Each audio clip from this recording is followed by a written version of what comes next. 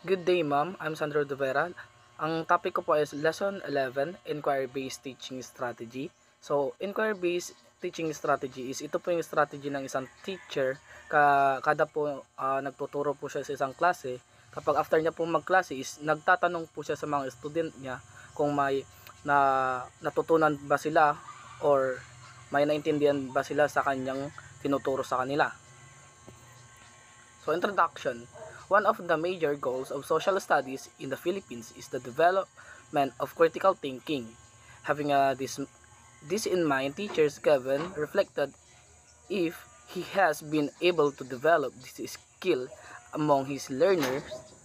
He is to develop critical thinking. His learners must be able to use their ethical problem solving skills. So, sabi dyan is isang pangunahing layunin na aralin ng panlipunan sa Pilipinas ay ang pagbuo ng mga critical na pag-iisip ng mga estudyante. So, ayon daw kay Teacher Kevin is ginawa niyang paunlarin ang kasanayan ng kanyang mga mag-aaral ay iniisip ang bumuo ng critical na pag-iisip ng mga kanyang mga mag-aaral. So, ang example na lamang dyan is ginamit ni Teacher Kevin yung kanyang pagtuturo at after niya magturo sa kanyang klase is hindi po nawawala sa kanya yung pagtatanong after class. Parang nire-reflect na lang niya yung mga topic na itatanong sa kanila. At dahil doon is parang nabubuo yung critical thinking ng isang estudyante or kapag nagtatanong ang isang teacher is parang nasosolve niya yung mga tanong ng isang teacher sa kanya. So next, thinking. Inquiry is defined as the process of looking and creating information of knowledge by means of questions. Inquiry, the huge part of our community, from birth of adulthood, we observe, recognize things, even in the form of create question need to answer. So, parang tayo lang din na mga nung simulang pagkabata or habang tumatanda tayo is hindi nawawala yung pagtatanong natin sa mga nakakatanda or parang tinatanong natin sa kanila yung mga kung paano ba tayo yung nangyari sa ating mga nakaraan habang tumatanda tayo mula pagkabata hanggang pagtanda is parang hindi nawawala yung para sa atin at para naisip din natin sa mga parang naisip natin po din na lahat ng mga bagay na tinatanong natin is parang dapat masagutan natin yun sa ating isipan. So, next. In 1999, White, Shimoda, and Fredetsky developed has inductional theory that enables scientific inquiry as a part of introduction among whispered variety of learners including nuanced slow learners. So, A. Scaffolding inquiry. Teachers should guide the learners in the attaining the goals of any discussion. Hence, we must aware of several techniques that could allow the surface the learner's knowledge and skills. So, sabi dyan, as a teacher dapat gabayan po natin yung mga student natin sa paggamit ng mga ating layunin sa talakayan o sumakatuwid dapat magkaroon tayo ng mga kamalayan o pamamaraan kung paano natin mapapa-improve yung mga knowledge and skills ng ating mga estudyante. So for example na naman dyan is magpapa-activity ka or magpapasagot ka ng mga basic assessment sa kanila. Reflection. The spontaneity of the discussion depends on the capacity of the teachers to direct and guide the learners. The most important point is for learners to reason about their mind and try to assess both sides of any situation that will lead to a generalization.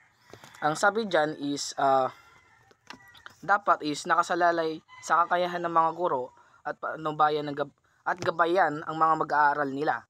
Ang pinakamahalagang punto daw ay para sa mga mag-aaral na ipaliwanag sa kanilang isip at subukang suriin ang magkabilang panig sa anumang sitwasyon at nahahantong sa isang paglalahad para sa kanilang mga estudyante.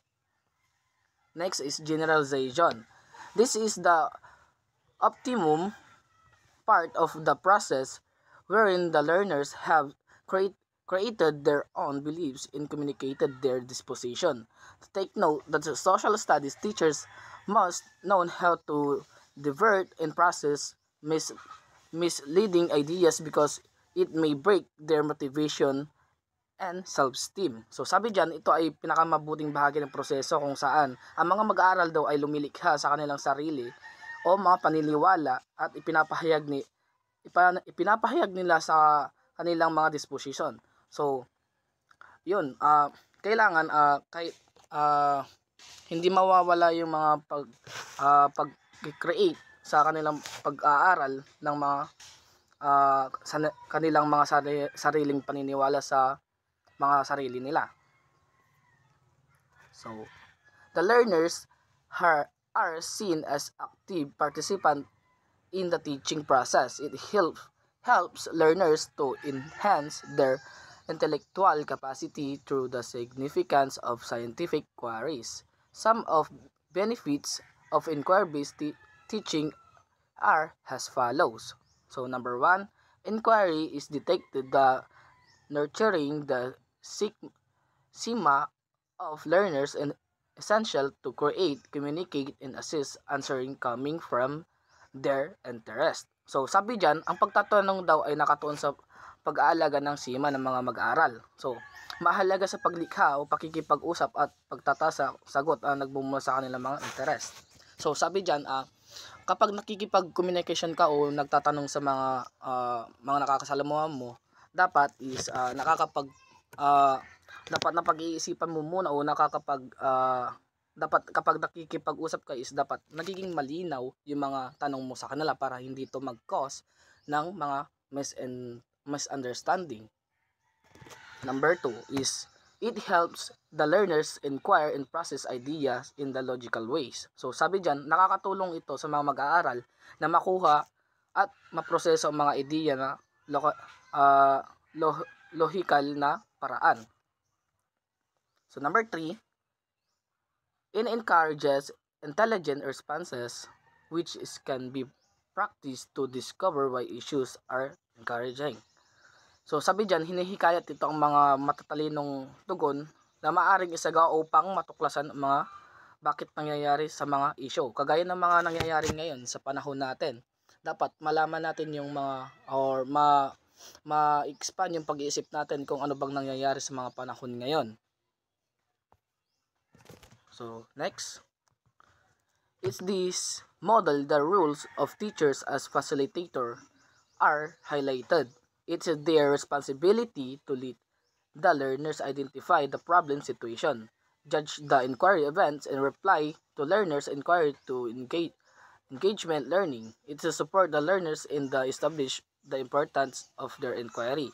So, sabi dyan, pagbibigay din ng mga tungkulin ng mga guro bilang facilitator. So, responsibilidad din natin nila na hayaan yung mga mag-aral natin at talukuyin yung mga sitwasyon ng mga problema. Kagaya na lamang dyan yung mga husgan yung mga kaganapan na pagtatanong nila sa atin ay tumutugon sa pagtatanong ng mag-aaral upang mapalaki o matutunan nila kung paano nila ito sagutan.